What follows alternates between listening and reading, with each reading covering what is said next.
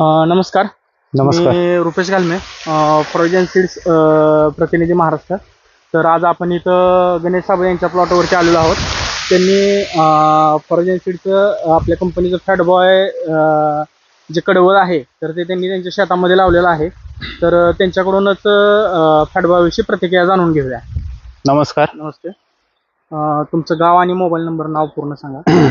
गाव माळखांबी, गणेश पोपट Sable. Mobile number mobile number 9665 43 53 03. माळकांबे हे गाव माळशिरस तालुक्यामध्ये येत आहे, सोलापूर जिल्ह्यामध्ये. तर तिथं आज आपण इथं प्रात्यक्षिक फॅटबॉयचं पाहण्यासाठी इथं आलेलो आहोत. तर तुम्हाला कडवळाविषयी काय वाटतं आमच्या? कडवळ हे बियाणं अतिशय चांगलं आहे. एक साधारण हा प्लॉट 55 दिवसाचा झालेला असून बर आजपर्यंत ह्याला 55 दिवस झालेत. सुरुवातीला आम्ही ट्रॅक्टरनं पेरणी केलेली होती. बर त्यामध्ये खत वगैरे टाकलेलं होतं पेरणीत. अंतर एका ह्याच्यात 4 काकऱ्या असून चांगलं म्हणजे उगवायला हे ते चांगला हे झालाय. बर त्याची उंची तुम्हाला योग्य वाटते? उंची योग्य आहे. साधारणतः उंची बघा साधारणतः त्याच्यानंतर तुम्हाला पानाची जी साईज आहे ती कशी वाटते? पानाची साईज पण चांगली आहे. जसं की आपण शेतकरी बांधव मका वापरतात, त्या मकाची जशी पानाची रुंदी असती तशा प्रकारे ह्याची पण रुंदी आहे.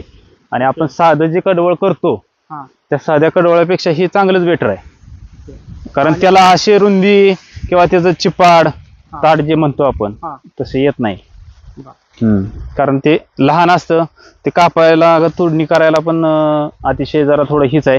ह्याची तोडणी कापणी करायला सोपं आहे. तुम्ही आता तुमच्या घरचं पण कडवळ टाकलेलं आहे, तर तुम्हाला फॅट बॉय आणि त्याच्यामध्ये काय फरक जाणवतोय? कारण आता पावसाचे दिवस आहेत.